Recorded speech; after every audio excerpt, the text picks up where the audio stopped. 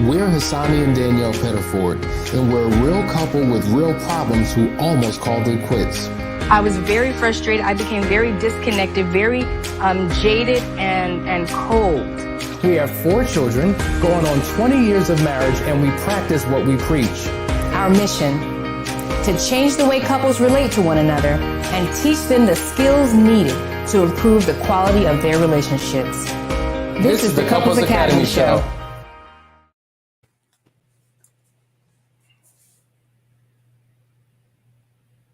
Hello, good morning. You are watching the Couples Academy Show. My name is Lakeisha Hines, and I have with me the wonderful, the powerful, the strong, the intelligent Mr. Roland Bradley.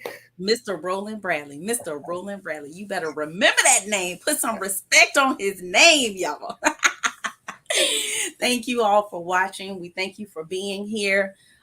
Drop your name and where you are streaming from. Obviously, we'll see your name, but let us know where you are streaming from. We love to know that. You guys, Hassani and Danielle living their best life, y'all. I'm trying to be like them when I grow up. You know what? I'm living their best life, right, Roland? They are living it up to the fullest, and I want to follow suit right behind them. So yeah, they're doing their thing for sure. Right. So when we take our vacation, all will be well, right? When we disappear for 2 weeks, Ready for my PTO right now. Right, I need to go book a flight today.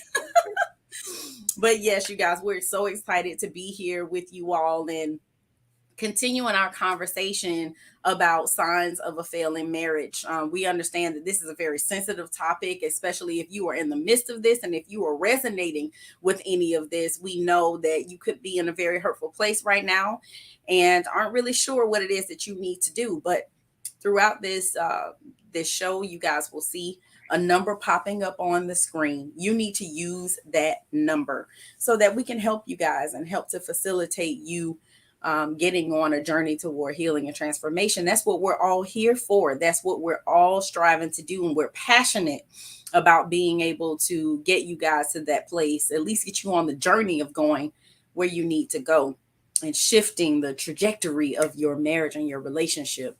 That's what each and every one of the practitioners are here for. So again, with continuing that conversation, we will start with the first sign that you are in a failing marriage, and it is you get mildly irritated by things your spouse does. Mildly irritated by things your spouse does. So funny because I remember having a conversation with my husband many years ago. There would be times, not all the times, but periodically he would leave the toilet seat up. And that was like a pet peeve of mine, right? It used to drive me absolutely crazy. And I would go off about the toilet seat being left up. Now, here's the thing. I got eyes. And some of you don't know this. I have 4 of them. So I can 100% see if the seat is up. So really, I have some responsibility in paying attention before I sit down, right? So I don't fall in. I own that.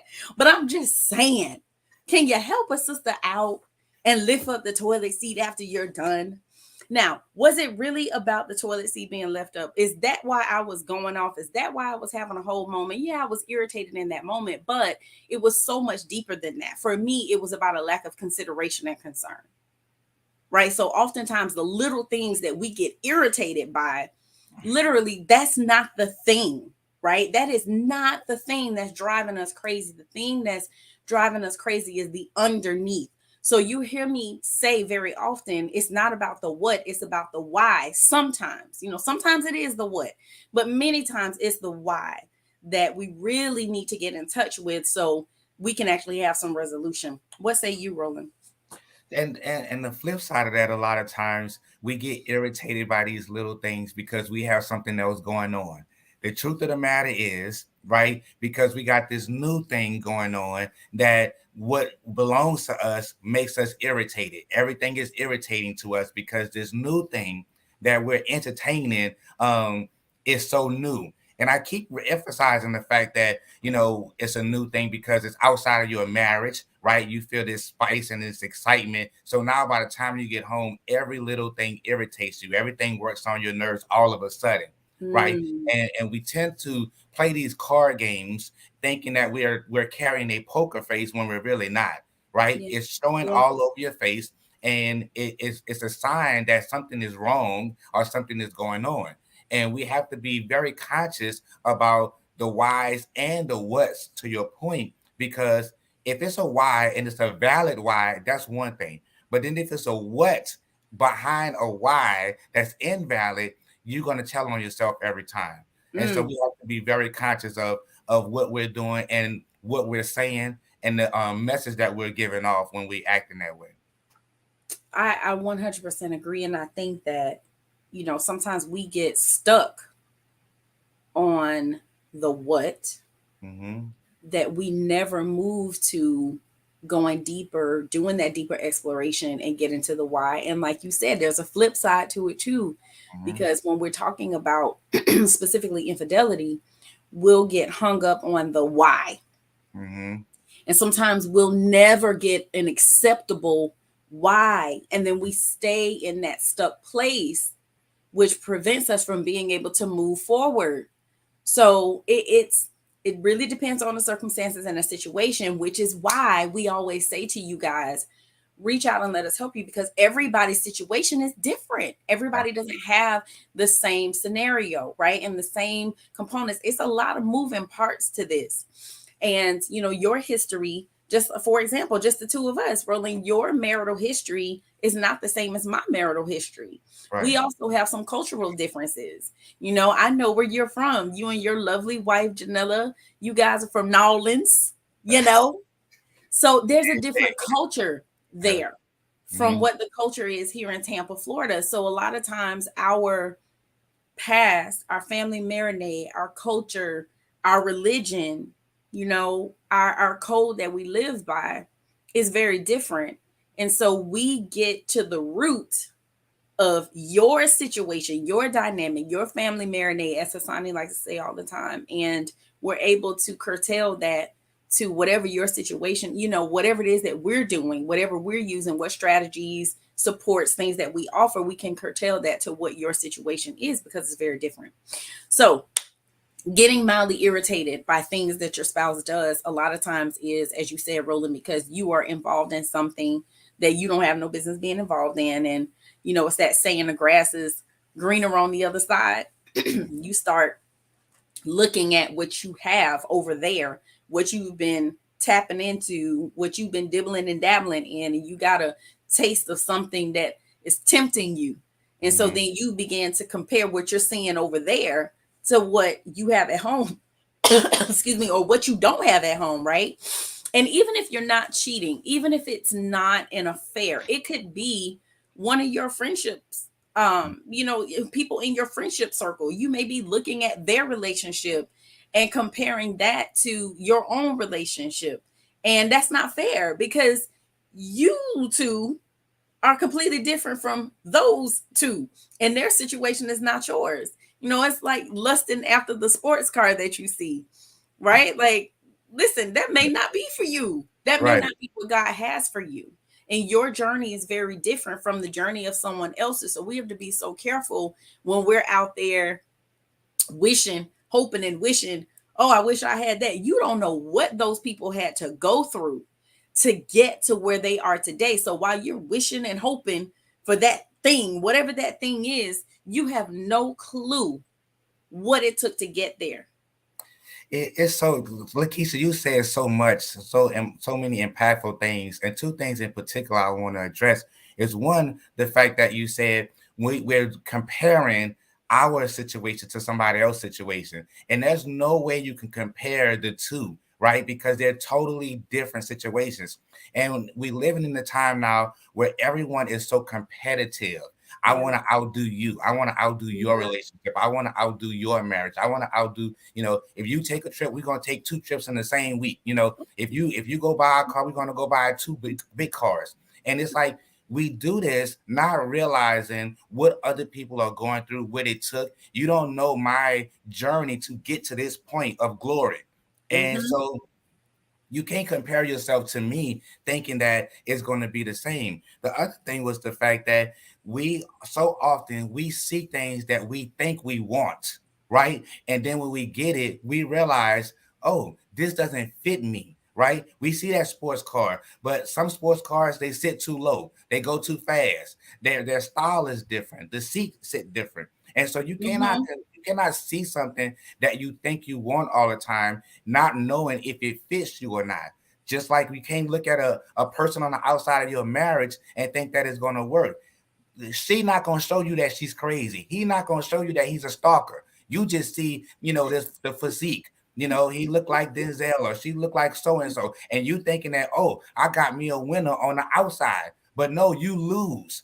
Anytime you step outside of your marriage, you lose. Regardless of what it looks like, you're going to lose. So, you said some very, very impactful things that we need to consider when we considering, right, doing outside things that we're going to find irritates us.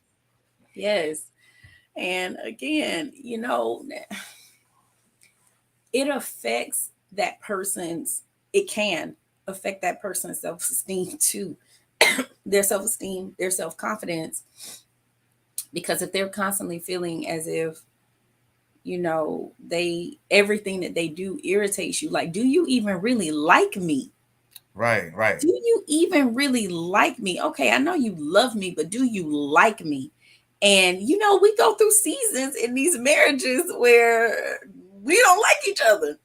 And that is what it is, right? But the truth is you shouldn't stay in that place. And if you're constantly being irritated by what that person does, again, you put them in this space a lot of times where they feel as if you don't like them. And I don't know about you, Roland, but that's important to me. I want to be liked by my spouse as well as I want to like my spouse as well, because that contributes to the friendship.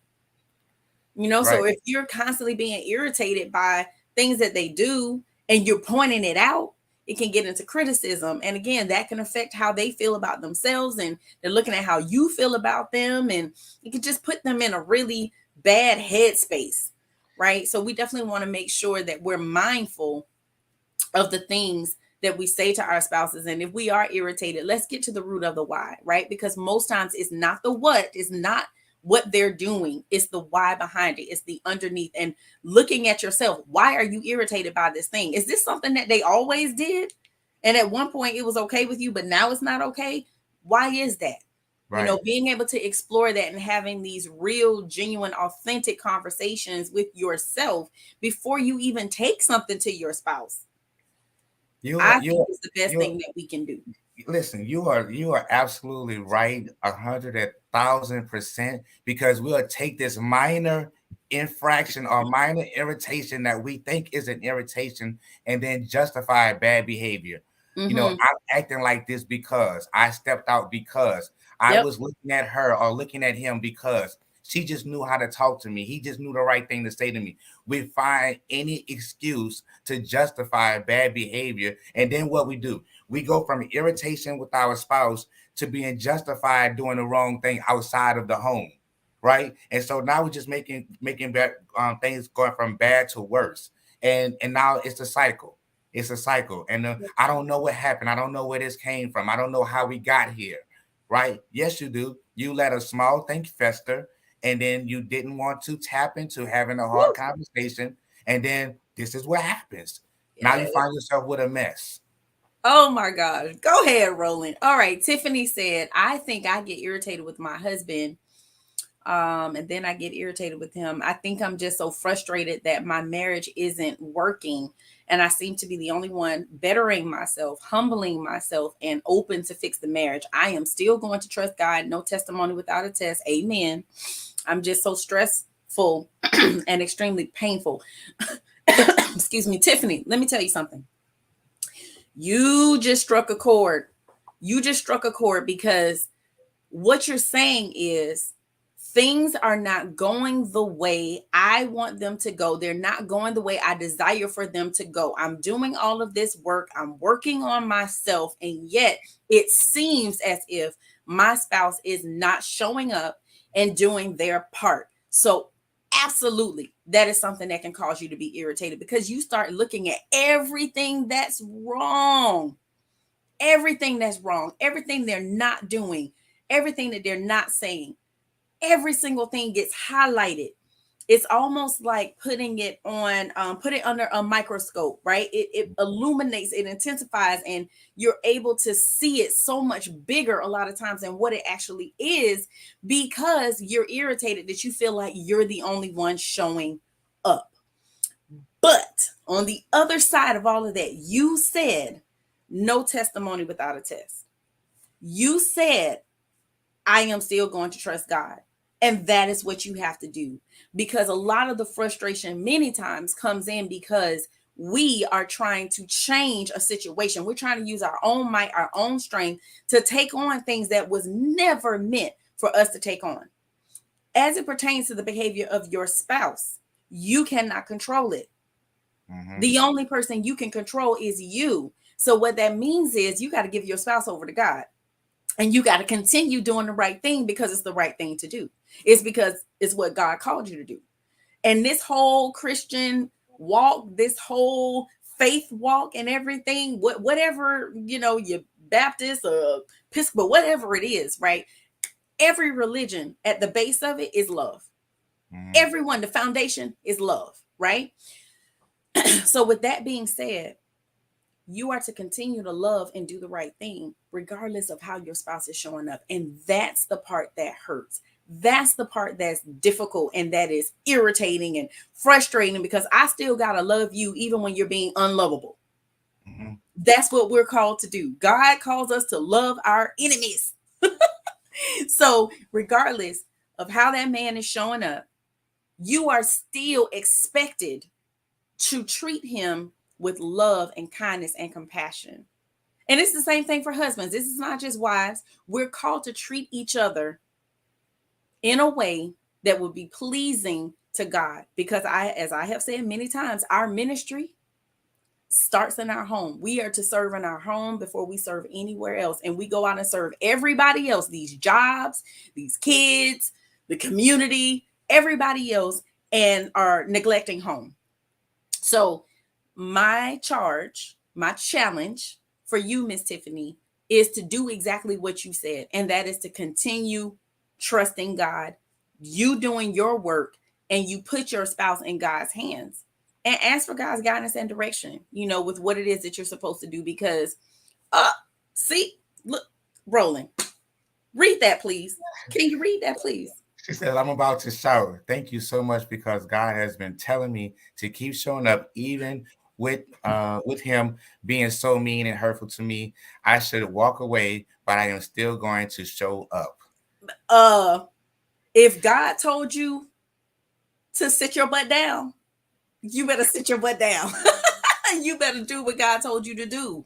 And that's exactly what I'm talking about. We get tired, we get weary in well-doing. The Bible talks about that, not getting weary in well-doing, but we do, because we're flesh and our flesh gets tired, and we want to be able to see the fruit of our labor, right? Mm-hmm. But it's not always going to look the way we desire for it to look. It's not going to be in our timing. It's going to be in God's timing. So you have to continue to do what it is that God tells you to do. You got to continue to show up until he releases you. And if he hasn't released you, then you need to continue showing up. And Roland, let me let you talk. Continue showing up, doing what it is that God told you to do, and that you already know is an expectation of you, regardless of how your husband is showing up. Lakeisha, I am not coming behind you with anything. We're going to pass the collection plate, and we're going to pass it right past. We're going to just let everybody put something in the collection plate. We're going to break. I'm not coming behind you with that. We're going to break. We'll see you on the other side. You're watching the Couples Academy show with Lakeisha and Roland Bradley.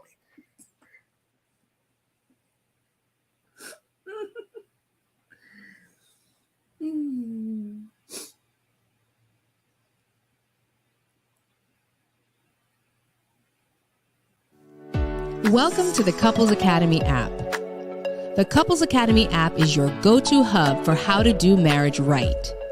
Get started with our app today by perusing our amazing features that conveniently allow you to connect. This app is packed with powerful content and resources to help you grow and stay connected.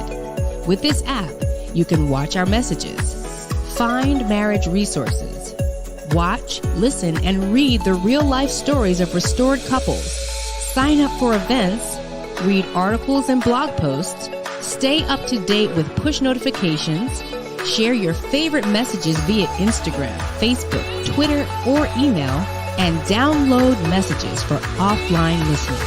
For more information about the Couples Academy app, go to couplesacademy.org.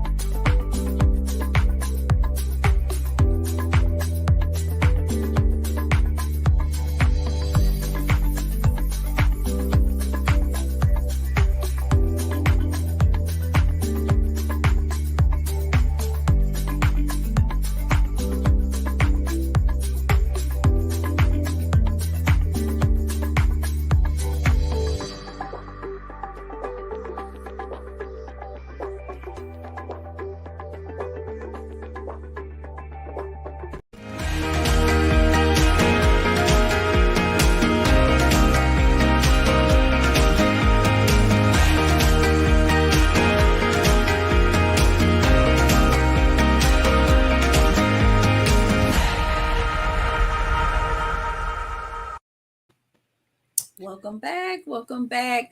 Oh man, we're talking about signs of a failing marriage. And that first point, I think it just resonated with me and my brother Roland. We were going in on that point. So I appreciate you guys' comments. And I do want to point out one that I read while we were on the break. It's from Christina. She says, I have learned to say less, pray more. I am happy to say that me consistently being loving and encouraging towards him caused him to want to do better and get more from me, if you know what I mean. Oh, that was a wink. Oh, was that for me, Christina? Was that for me? Yes. I love this. I absolutely love this because you're absolutely right. When we show up and we're consistent, it does motivate our spouses to want to do the work. What say you, Mr. Bradley? Listen, consistency and just getting out of God's way, allowing him to do the work that he wants to do is the best bet anytime. We cannot change our spouses. We can only be responsible for ourselves. And when we do the work that God is telling us to do for our individual situations, then God is going to show up and he's going to show out as he always does. So yeah, you're on point. That's for sure. Absolutely. Cali Power Couple says, I've learned that my queen's imperfections are perfect for me. Didn't learn that until after the affair. I committed, had to analyze me. I respect that so much, King. I respect that because the reality is this: we have to own our stuff. Gosh, we are so busy looking at what our spouse is doing and what they're not doing, and we can't see our own stuff. And your spouse can't receive from you until you own your stuff. And one of the things that prevents us from moving forward, we're going to our next point, is keeping track of past wrongs. Roland, how does this show up? How does this affect us from being able to move forward if we keep holding on and keeping track of our past wrongs? Listen, taking accountability and responsibility is an individual thing. right? But what we do is we put this board up on our wall in our minds, and we keeping track of our spouses of everything that they do wrong. We won't highlight what they're doing right. We want to highlight everything that they're doing wrong. And what we do is we hold it in our pocket. So then when we get into altercations, when we're having differences, I'm going to take everything, my change in my pocket of all those wrong things that you've done, and I'm going to throw them in your face. You did this. You did this. Well, what about this? Well, how you feel about this? And remember this. And we keep track of those things to try to hold it against our spouses instead of holding them up to bring them up, right? We want to put them down. That is not the goal and the objective of being married to your spouse, to your friend, to your lover, to your soulmate, right? And keeping track of wrongs, that is not going to be beneficial. And here we go again. We're going to keep track of wrongs to justify my bad behavior, like as if your wrongs, because now we're giving it an excuse.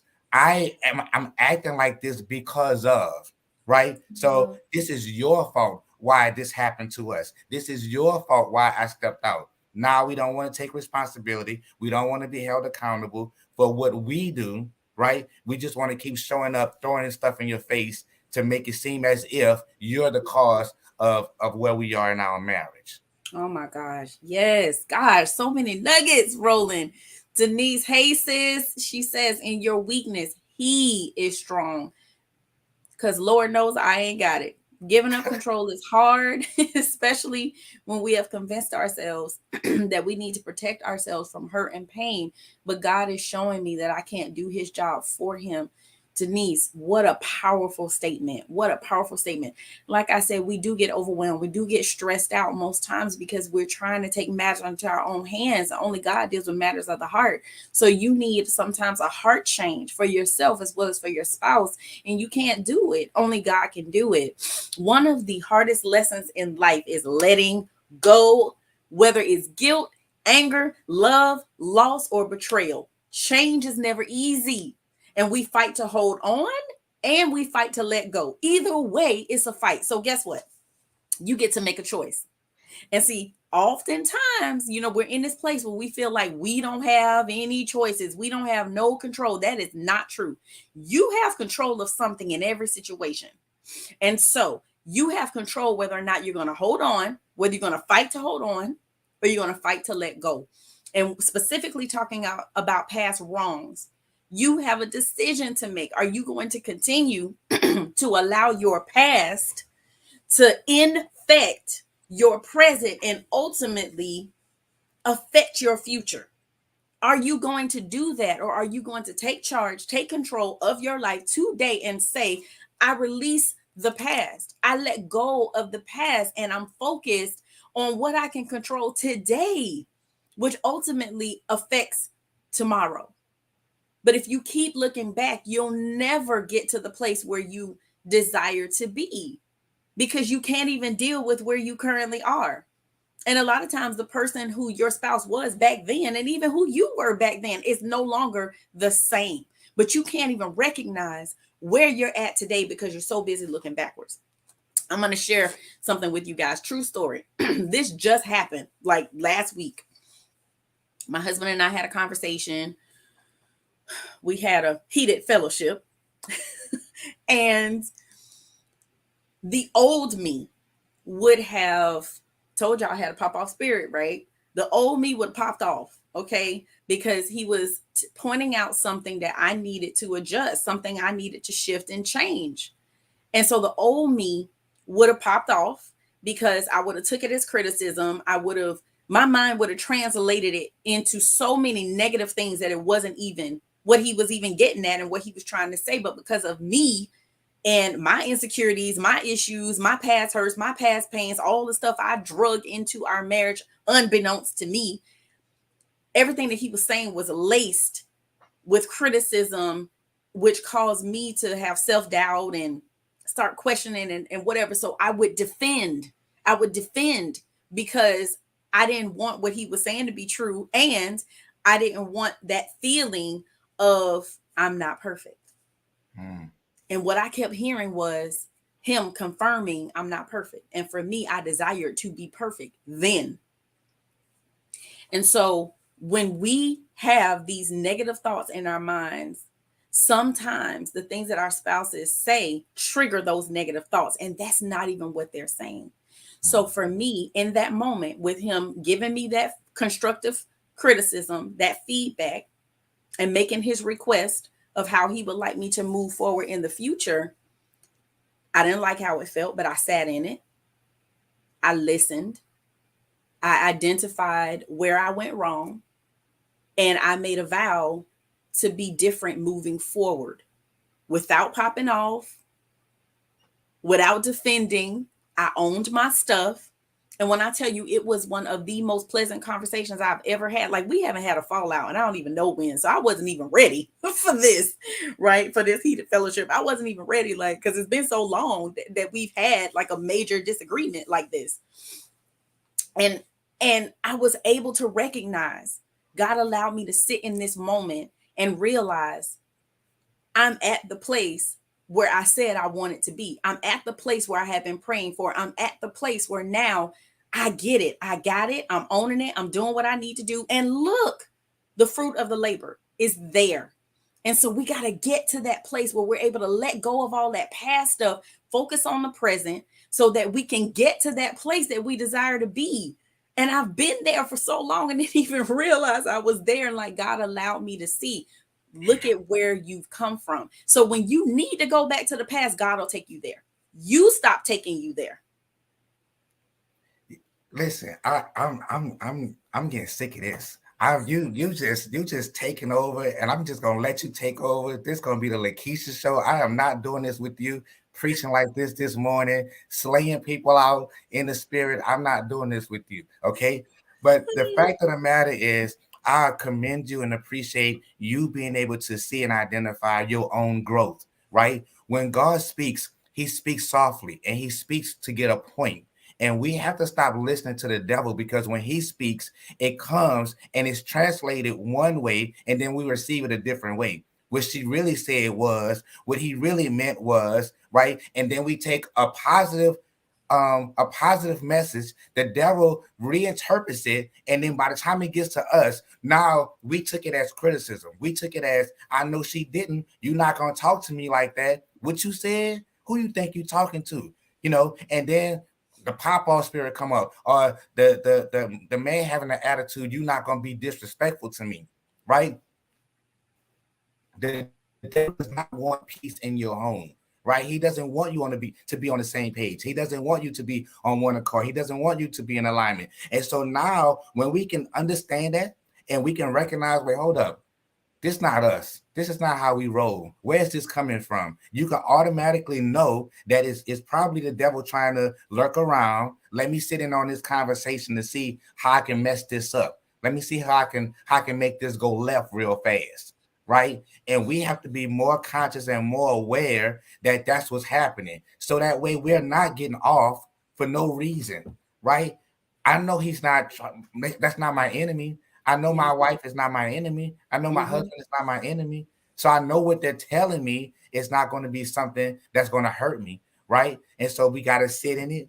We got to look at it. How can I adjust? Where did I go wrong? How can I make the adjustment to better us, to better myself, and not keep giving the devil room in your conversation, ear hustling to see how he can mess things up?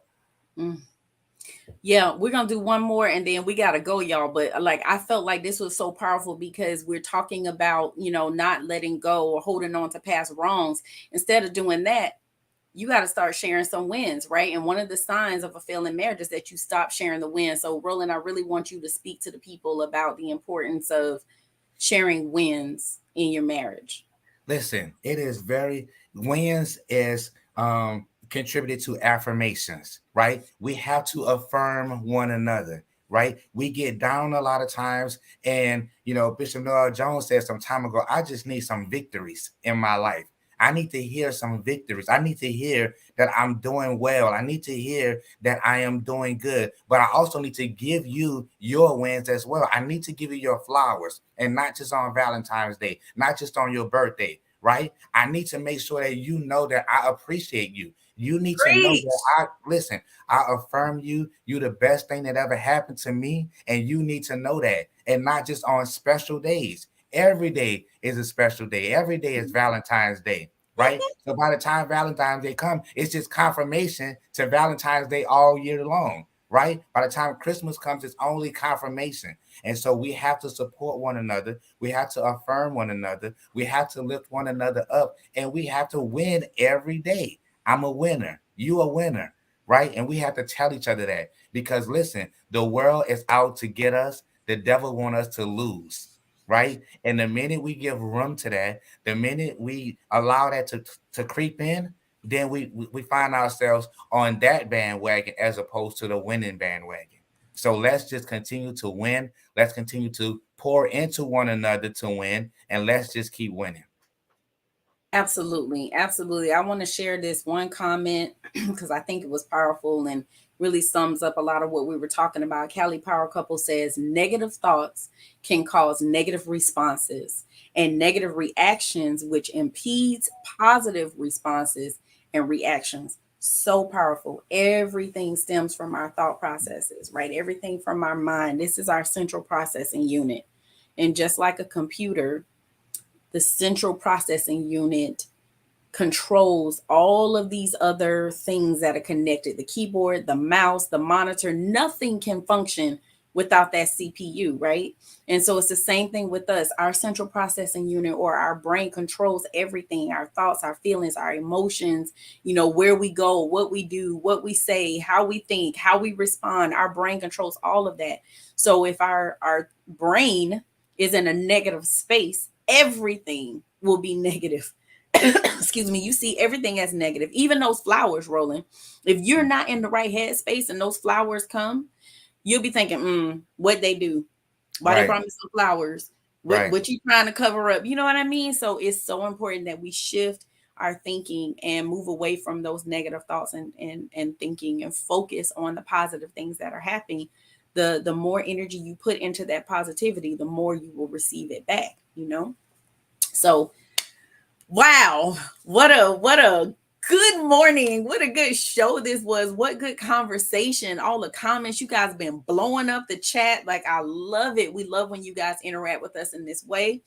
But our time has come to an end. And so we got to go about our days doing the Lord's work and showing up for you guys. So we want to say again, thank you so much for watching. And I saw where everybody's streaming from. That's amazing. Thank you for your golden nuggets. And we will be right back tomorrow doing it all over again. So make sure you tune in and make sure that you make that discovery call and let us help you. If you have some trouble, some struggles, you guys been trying to do it on your own and you're not able to figure it out, you need to bring in a third party. So let us help you. But enjoy the rest of your day. You guys be blessed, and we'll see you tomorrow.